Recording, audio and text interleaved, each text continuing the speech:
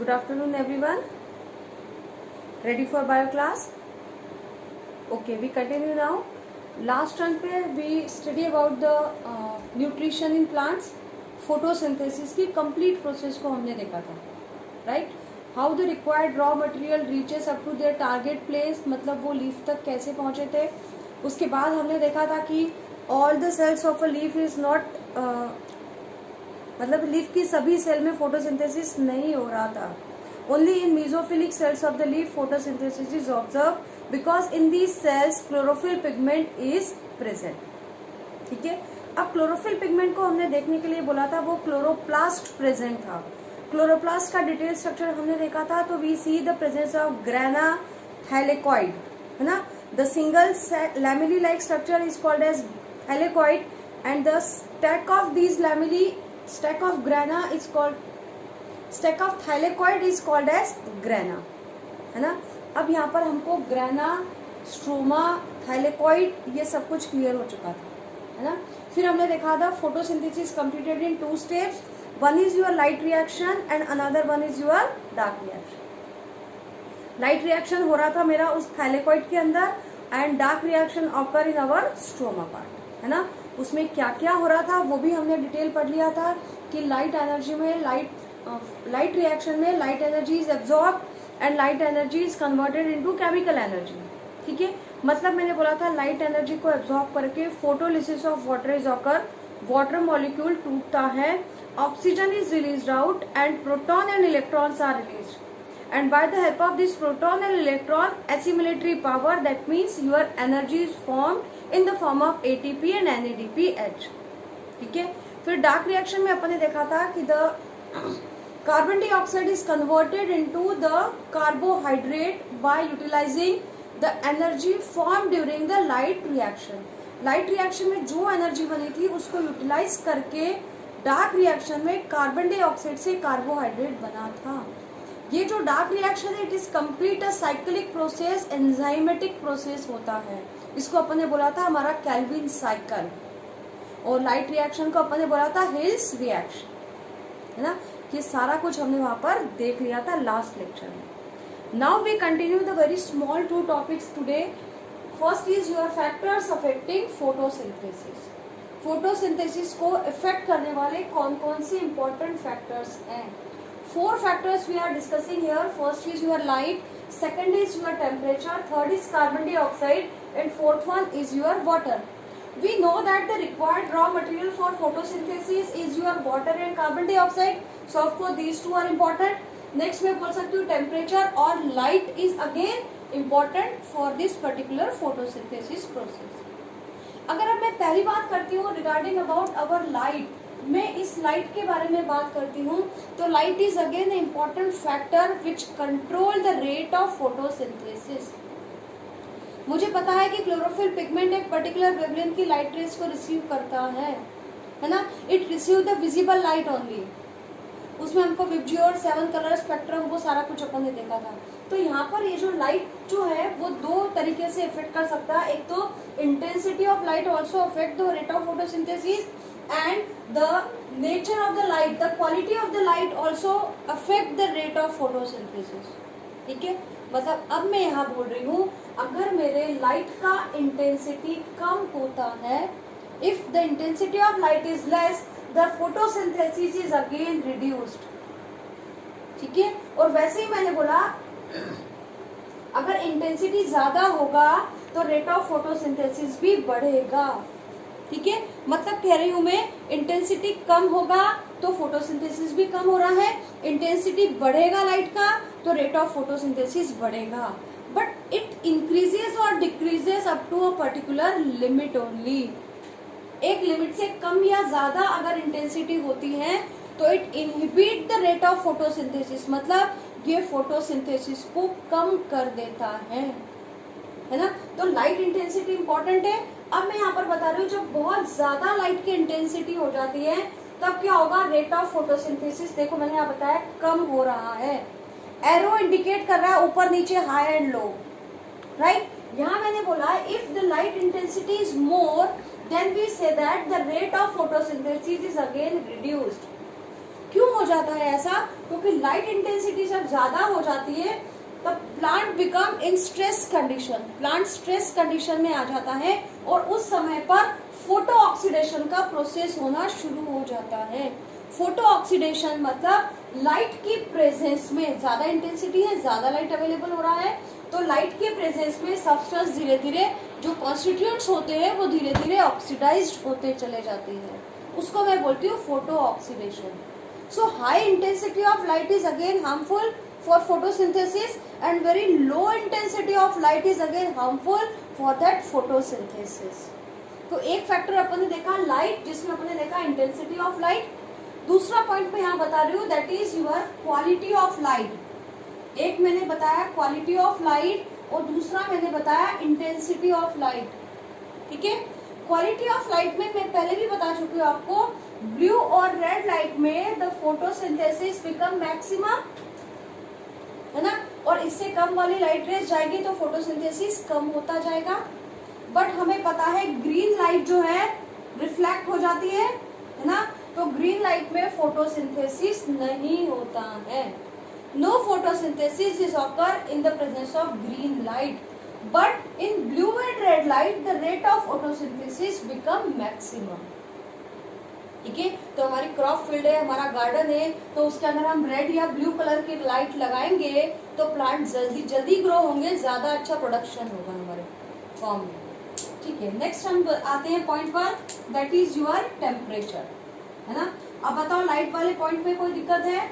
Intensity of light बढ़ेगी, photosynthesis बढ़ेगा, intensity कम होगी, फोटोसिंथेसिस कम होगा, बट एक लिमिट से ज्यादा अगर इंटेंसिटी बढ़ती है तो फोटो ऑक्सीडेशन होना शुरू हो जाता है, plant become in stress condition, plant stress condition में आ जाता है। ठीक है, ठीक है, नेक्स्ट अब देखते हैं, next point is your temperature. Temperature मतलब again temperature also affect the rate of photosynthesis. At 40 degree centigrade the photosynthesis become highest. 40 degree पर फोटोसिंथेसिस जो है वो बढ़ रहा है। देखो यहाँ मैंने बताया है 40 डिग्री के ऊपर फोटोसिंथेसिस बढ़ रहा है। बट अगर 40 डिग्री से कम टेम्परेचर हो जाएगा तो we say that the photosynthesis is again reduced. समझ आ रहा है सारा कुछ? मैं लाइन बना दूं कि लग रहा है बराबर लग रहा है? टेम्परेचर मैंने बोला 40 डिग्री सेंटीग्रेड पर rate of photosynthesis is maximum, but अगर टेम्परेचर कम होगा तो फोटोसिंथेसिस भी कम हो जाता है। ठीक है, तो ये टेम्परेचर का इफेक्ट है। अब फोटोसिंथेसिस यहाँ पर कम हो गया, क्यों कम हो गया? अगर टेम्परेचर कम या ज्यादा हो रहा है तो मतलब यहाँ भी हम कह सकते हैं कि एक पर्टिकुलर लिमिट तक टेम्परेचर है तो फोटोसिंथेसिस ज्यादा होगा, अगर टेम्परेचर बहुत ज्यादा वेरी करेगा तो फोटोसिंथेसिस भी रिड्यूस हो जाएगा। ठीक है, तो temperature totally affect the rate of photosynthesis. अब जब मैंने बोला टेम्परेचर अफेक्ट कर रहा है तो temperature basically inactivate the enzymes. अब देखो एंजाइम्स हमने कहाँ देखे थे? In dark reaction we observe the presence of enzyme. मैंने बोला था कार्बन डाइऑक्साइड से जब कार्बोहाइड्रेट बना था डार्क रिएक्शन में तो ये पूरी एक साइक्लिक एंजाइमेटिक प्रोसेस थी, इसमें बहुत सारे एंजाइम का रोल था तब ये कन्वर्शन हो पा रहा था। अब मैंने बोला यहाँ पर अगर एंजाइम इनएक्टिवेट हो जाएंगे, एंजाइम डीनेचुरेट हो जाएंगे तो क्या रिएक्शंस आगे फॉरवर्ड कंटिन्यू हो पाएगी? क्या नहीं हो पाएगी। मतलब मैं बोलूंगी डार्क रिएक्शन कंप्लीट नहीं हो पाएगी, कार्बन डाइऑक्साइड से कार्बोहाइड्रेट नहीं बन पाएगा। अरे सर में एक बार फिर सुनो, क्या बोला मैंने? Temperature 40 degree, rate of photosynthesis highest, temperature कम होगा फोटोसिंथेसिस कम हो जाएगा। ऐसा क्यों हुआ? क्योंकि temperature affect the enzyme action of dark reaction. Dark reaction में जो एंजाइम एक्शन है वो अफेक्ट होने वाला है। मतलब मैंने बोला है अगर टेम्परेचर ज्यादा होगा तो मेरे सारे एंजाइम कैसे हो जाएंगे? इनएक्टिव हो जाएंगे, और अगर एंजाइम इनएक्टिव हो जाएंगे तो मेरी डार्क रिएक्शन कंप्लीट नहीं हो पाएगी और कार्बोहाइड्रेट का फॉर्मेशन नहीं होगा। ठीक है, सो फाइनली हम बोल रहे हैं कि ये टेम्परेचर जो है वो भी इस पूरी चीज को इफेक्ट करता है। ठीक है, नेक्स्ट पॉइंट हम देखते हैं हमारा carbon dioxide. Carbon dioxide used as in raw material for photosynthesis. अब कार्बन डाइऑक्साइड भी कम या ज्यादा होगा तो रेट ऑफ फोटोसिंथेसिस कम या ज्यादा होगा, है ना।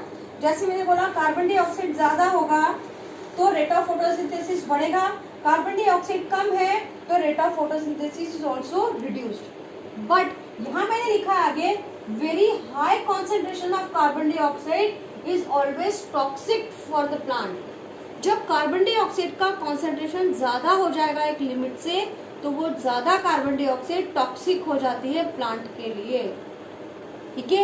मतलब वो बहुत ज्यादा कार्बन डाइऑक्साइड के प्रेजेंस में भी फोटोसिंथेसिस नहीं कर पाएगा, ठीक है। हम कभी पढ़े green house effect, global warming, carbon dioxide का कॉन्सेंट्रेशन ज्यादा होने की वजह से सब डिस्टर्ब हो रहा था, ठीक है। वैसे यहाँ भी कार्बन डाइऑक्साइड ज्यादा होगा तो वो टॉक्सिक हो जाएगा, फोटोसिंथेसिस को रिड्यूस कर देगा। और वैसे ही अगर बहुत कम कार्बन डाइऑक्साइड होगा तो वो भी रिएक्शन को इनहिबिट करेगा।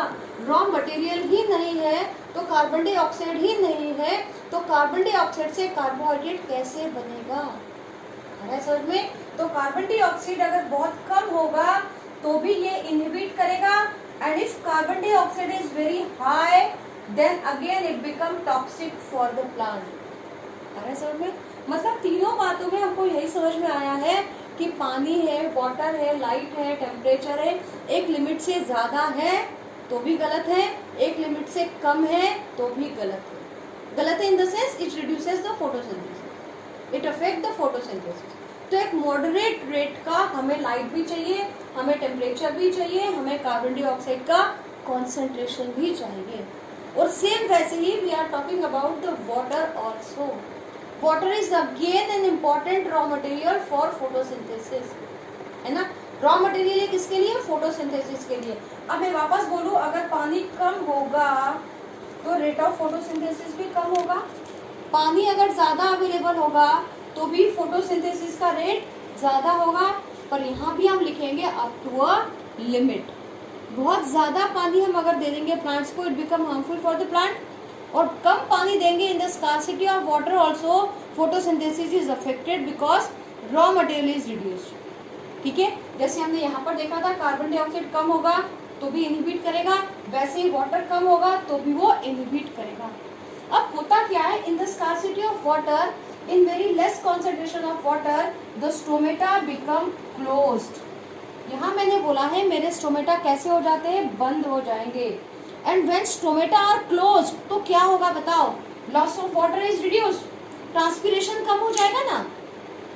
स्टोमेटा बंद हो गया है मतलब देखो यहाँ मैंने लिखा है ट्रांसपिरेशन इज रिड्यूस्ड, ट्रांसपिरेशन कम हो जाएगा और साथ साथ में जो कार्बन डाइऑक्साइड है वो भी कम हो जाएगा ना, मतलब गैसियस एक्सचेंज इज रिड्यूस्ड, ठीक है। गैसियस एक्सचेंज भी रिड्यूस हो, मतलब अब फैक्टर्स इफेक्टिव समझ में आ गया है। एक बार रिपीट कर लेते हैं, है ना। लाइट इंटेंसिटी उल्टा चले क्या, चलो उल्टा चलते हैं। पहले मैंने देखा वाटर, पानी बहुत कम है तो भी फोटोसिंथेसिस कम होगा, पानी बहुत ज्यादा है तो भी फोटोसिंथेसिस कम होगा। मैंने बोला अगर पानी कम है, देखो वाटर बहुत ज्यादा हो जाएगा तो वाटर लॉकिंग हो जाएगा, प्लांट की पूरी प्रोसेस इफेक्ट हो जाएगी, हो सकता है प्लांट गल जाए, सड़ जाए, it become destroy also, right. But अगर पानी की कमी है इन द स्कार्सिटी ऑफ वाटर, क्या होगा, धीरे धीरे पत्तियां श्रिंक होने लगेगी। मतलब हम कह सकते हैं द स्टोमिनिशियल कंडीशन में द स्टोमेटा बिकम क्लोज्ड, और स्टोमेटा क्लोज हो जाएगा तो ट्रांसपिरेशन इज अगेन रिड्यूस्ड, और ट्रांसपिरेशन कम हो जाएगा तो गैसियस एक्सचेंज भी कम हो जाएगा, है ना। तो याद रखना है लो वाटर वाली कंडीशन में स्टोमेटा बंद होगा, है ना। स्टोमेटा बंद क्यों हुआ, क्योंकि गार्ड सेल कैसे हो गए, फ्लैसिड, पानी नहीं बचा उसके अंदर, पसर गए वो। अगर पानी भरा होता तो वो फूले रहते, स्टोमेटा ओपन रहता है। ये आपको पता है, मैं मैकेनिज्म बता चुकी हूँ, है ना। तो यहाँ हम देखा कि वाटर कम होगा तो स्टोमेटा क्लोज होंगे, and stomata responsible for transpiration and gaseous exchange, तो ये दोनों चीजें टोटली इफेक्ट हो जाती है ना। कार्बन डाइऑक्साइड भी वैसे ही देखा बहुत ज्यादा है, मतलब अगर इंक्रीज हो रहा है तो फोटोसिंथेसिस ज्यादा, कम हो रहा है तो फोटोसिंथेसिस कम। बट एक लिमिट से अगर ज्यादा हो जाएगा कार्बन डाइऑक्साइड तो it become toxic for that plant, plant के लिए टॉक्सिक हो जाएगा। और अगर कार्बन डाइऑक्साइड का कॉन्सेंट्रेशन कम हो जाता है तो it again inhibit the complete reaction, क्योंकि रॉ मटेरियल ही कम हो जाता है, कार्बन डाइऑक्साइड कम हो गया, it inhibits the complete process of photosynthesis. फिर हमने तीसरा पॉइंट ये लिखा था, टेम्परेचर 40 डिग्री ऑप्टिमम टेम्परेचर जहां तक फोटोसिंथेसिस हो सकता है। अब global warming, green house effect, carbon dioxide, ये सारे टर्म्स आपने पढ़े हैं 9th क्लास में। अब ये मैं बोलूँ, अगर कार्बन डाइऑक्साइड का अमाउंट बढ़ जाएगा, टेम्परेचर बढ़ जाएगा, तो फोटोसिंथेसिस भी इफेक्ट होता है ना। 40 डिग्री तक तो बढ़ता जाएगा, उससे ज्यादा अगर टेम्परेचर बढ़ेगा तो it affect the rate of photosynthesis, ठीक है। और अगर कम होगा तो भी फोटोसिंथेसिस रिड्यूस हो जाता है। पर ये हाई टेम्परेचर कहाँ जाकर के अफेक्ट करता है? This high temperature basically affect the enzymatic action of the dark reaction. Dark reaction में जो CO2 से C6H12O6 बनना था, it is a cyclic process, एक साइक्लिक प्रोसेस था, बहुत सारी एंजाइम की जरूरत थी इसके अंदर। हाई टेम्परेचर के ऊपर ये एंजाइम जो है धीरे धीरे इनएक्टिव हो जाते हैं, और इनके इनएक्टिव होने की वजह से रिएक्शन आगे कंप्लीट नहीं हो पाएगा। मतलब from carbon dioxide carbohydrate is not form, है ना। तो ये हमने देखा था किसके बारे में? टेम्परेचर के बारे में। And first one is your light, intensity of light and quality of the light. ये क्वालिटी ऑफ द लाइट आपको पता है, ब्लू और रेड में मैक्सिमम फोटोसिंथेसिस और ग्रीन में फोटोसिंथेसिस नहीं होगा। इंटेंसिटी की बात करें, हाई इंटेंसिटी, अगर लो इंटेंसिटी है तो फोटोसिंथेसिस भी लो हो गया है, इंटेंसिटी ज्यादा है तो फोटोसिंथेसिस बढ़ गया है। But at very high intensity plant comes in the stress condition and finally photo oxidation is occur। ये फोटो ऑक्सीडेशन होने लगता है, लाइट की प्रेजेंस में कुछ सब्सटेंस ऑक्सीडाइज्ड होने लगते हैं, ठीक है। तो ये था हमारा एक छोटा सा topic, factors affecting photosynthesis. Question आपके पेपर में आ सकता है। और कॉम्पिटेटिव ये क्वेश्चन आता है, blue and red light intensity बढ़ा दी तो क्या होगा, इंटेंसिटी कम कर दी तो क्या होगा, अगर इंटेंसिटी ज्यादा करी तो फोटो ऑक्सीडेशन होगा क्या, ऐसा क्वेश्चन आ सकता है। हाई टेम्परेचर पे रेट ऑफ फोटोसिंथेसिस कम हो जाता है, क्यों कम हो रहा है? क्योंकि एंजाइम एक्शन जो हो रही है वो रिड्यूस हो जाती है, it affect the enzyme action, ठीक है। पानी की कमी में रेट ऑफ फोटोसिंथेसिस कम होता है, क्यों? Rate of photosynthesis is reduced in the scarcity of water because stomata are closed, because guard cell are flaccid. Guard cell flaccid हो गए, स्टोमेटा बंद हो गया, तो no gaseous exchange is possible, so amount of carbon dioxide is already reduced, अपने आप कम हो जाएगा। And transpiration is also reduce, loss of water नहीं होगा, ठीक है। ऐसे छोटे छोटे से क्वेश्चन कॉम्पिटिटिव लेवल पर इसके ऊपर पूछे जाते हैं, ठीक है। आप अपनी कॉपी में ऐसा कैसा इसको नोट करिएगा, ठीक है। मैंने यहाँ लो हाई नहीं लिख के एरो करके बता दिया जिससे आपको इजी हो जाएगा, ठीक है। दैट वन टॉपिक भी complete, that is the factor affecting photosynthesis. Now today we see certain activities based on the photosynthesis, right.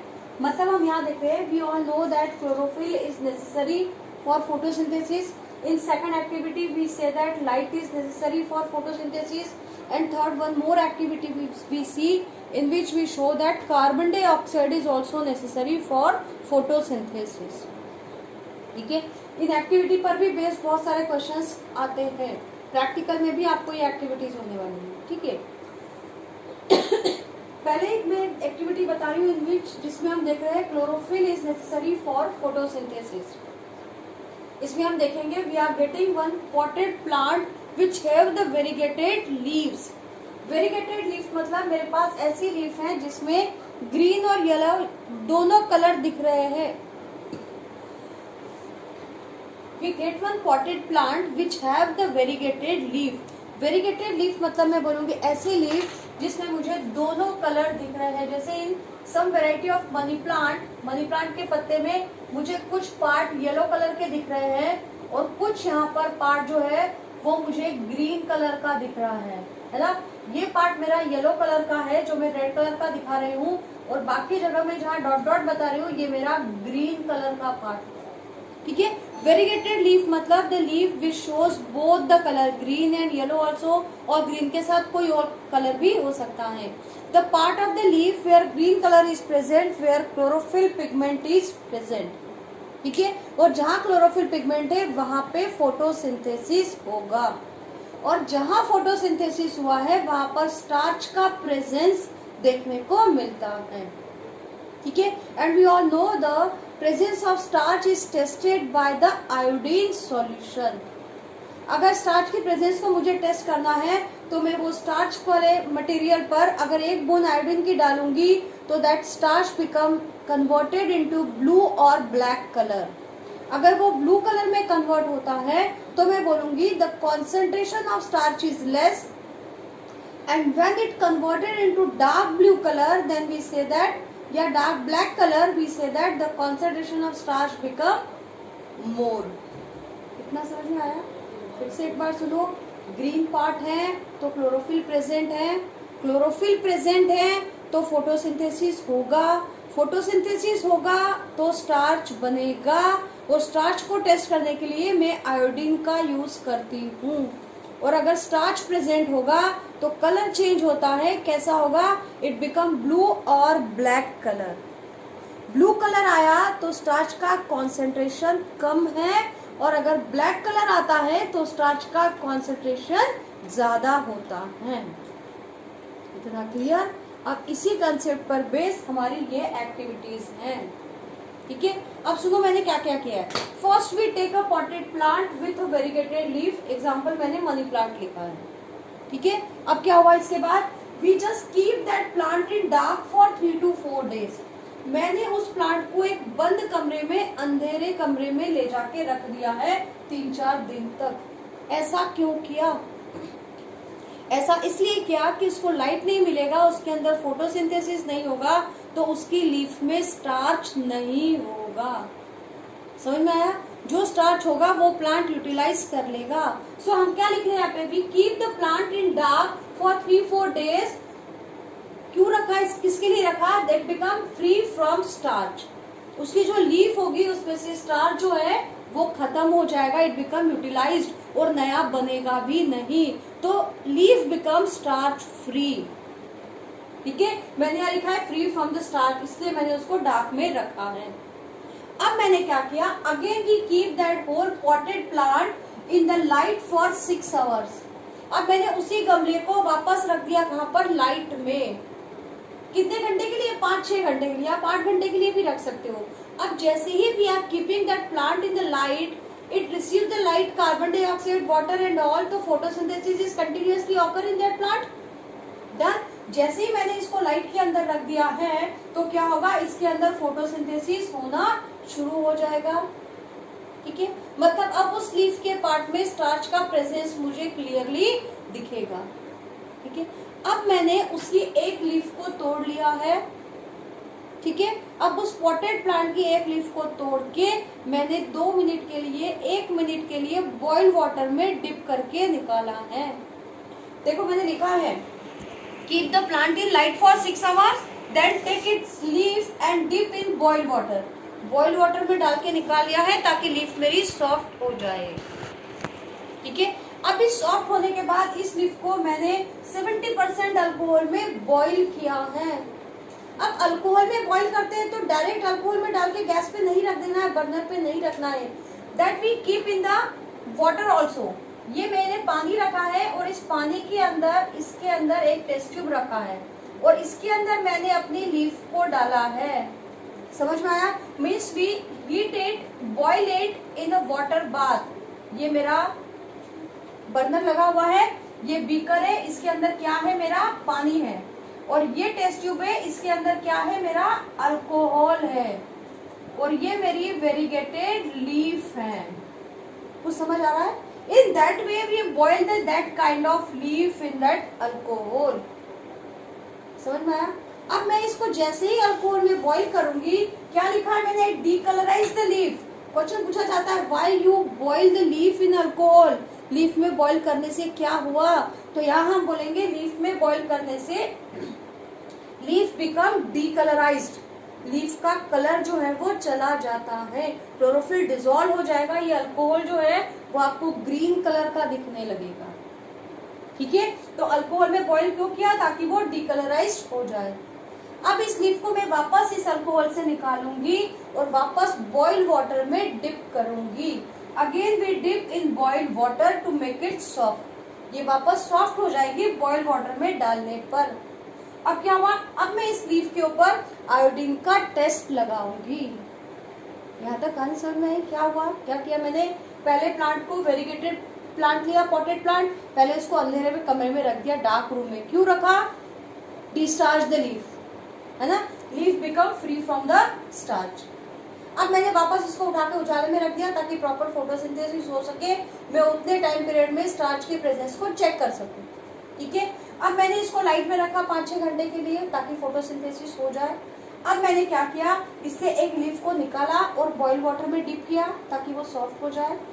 अब इस बॉइल वाटर से निकाल के मैंने इस लीफ को 70% अल्कोहल में बॉइल किया। क्यों किया? ताकि ये डीकलराइज्ड हो जाए, इसका सारा क्लोरोफिल अल्कोहल में डिसॉल्व हो जाता है। ठीक है, फिर हमने इस लीफ को वापस बॉइल वाटर में डिप किया तो ये वापस सॉफ्ट हो गया है।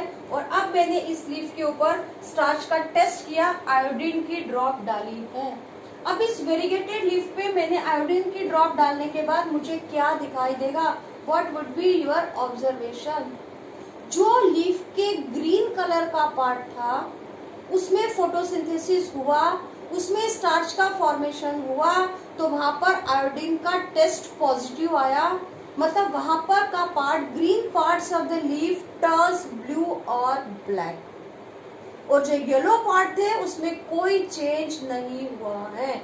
मैं यहाँ लिख सकती हूँ ब्लू एंड नहीं, green parts of the leaf, green part of leaf become blue और black, which indicates कि यहाँ पर क्लोरोफिल प्रेजेंट था जिसकी वजह से फोटोसिंथेसिस हुआ है।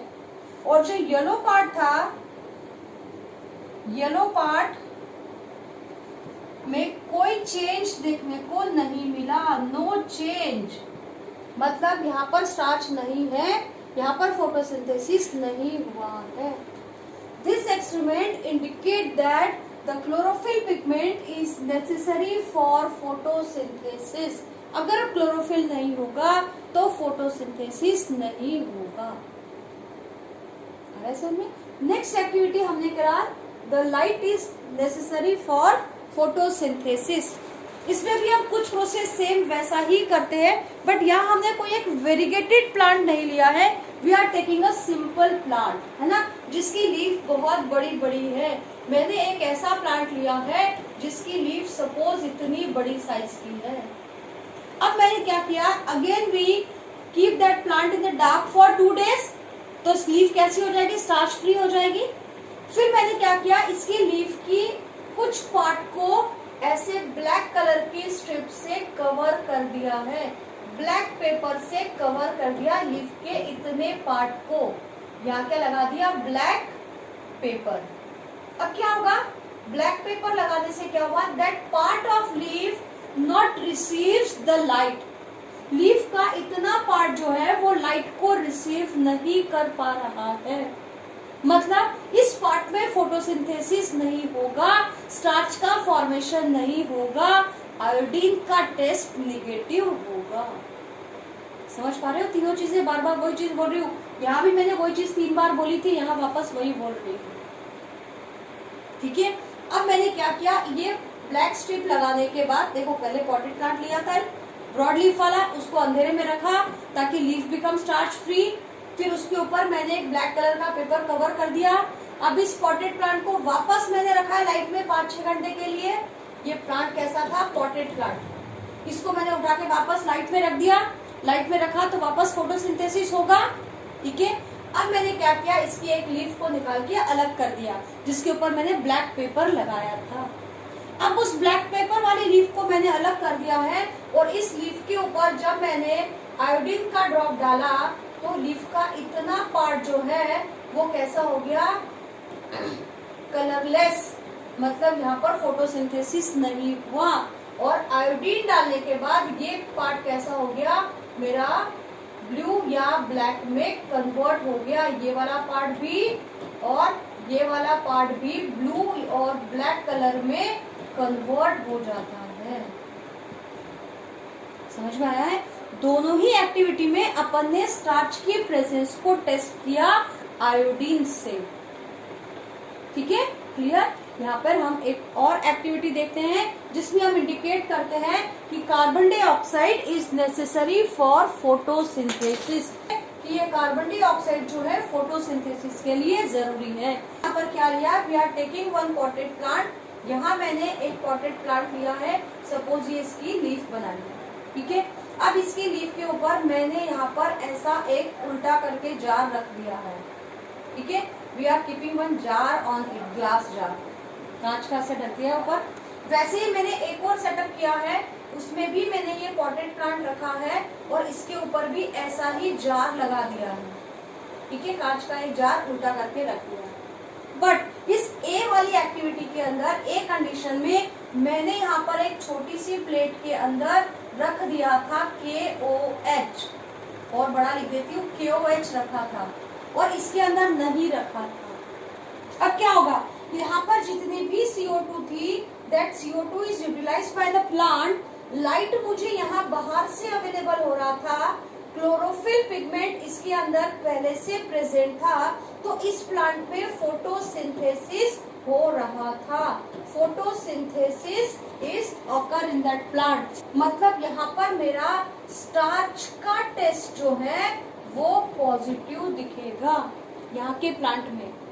बट यहाँ के प्लांट में क्या हुआ, दैट KOH, ये जो मैंने KOH लिखा है, KOH absorb the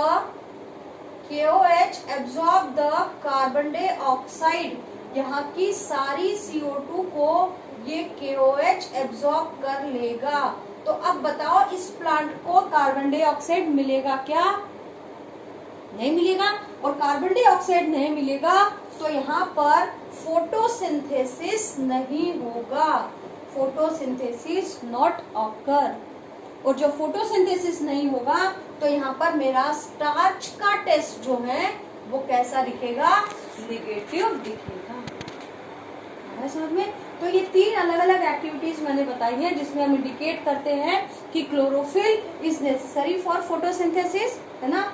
yellow part में क्लोरोफिल नहीं है तो स्टार्च नेगेटिव आया, जहाँ पर ग्रीन कलर है वहाँ पे पॉजिटिव आया, वहाँ फोटोसिंथेसिस हुआ था। दूसरी एक्टिविटी में मैंने बताया लाइट इज नेसेसरी, लीफ के इतने पार्ट को लाइट अवेलेबल नहीं हो पाया तो वहाँ पे फोटोसिंथेसिस नहीं होगा, स्टार्च का टेस्ट निगेटिव होगा। और बाकी पार्ट में यहाँ दिखाया मैंने, ये पार्ट कलरलेस होगा तो यहाँ पर स्टार्च का टेस्ट निगेटिव है, बाकी दोनों पार्ट में पॉजिटिव टेस्ट दिख रहा है, मतलब कलर में चेंज दिख रहा है। और तीसरा एक्टिविटी मैंने दिखाया कि carbon dioxide is necessary for photosynthesis. ठीक है, तो ये कुछ एक्टिविटी। यहाँ पर KOH इंपॉर्टेंट क्वेश्चन पूछा जाता है, why we are keeping that KOH in the beaker, है ना। KOH क्या करता है, KOH absorb the carbon dioxide, so plant never get the carbon dioxide which is necessary for photosynthesis. तो इसमें नहीं होगा तो स्टार्च का टेस्ट निकलेगा। ठीक है, ये कुछ एक्टिविटीज थी और आज हमने देखा था फैक्टर्स अफेक्टिंग फोटोसिंथेसिस। तो आज ये प्लांट में न्यूट्रिशन वाला टॉपिक कंप्लीट करते हैं। नेक्स्ट टर्म से we study the nutrition in animals, हम पढ़ेंगे हमारा होलोजोइक न्यूट्रिशन।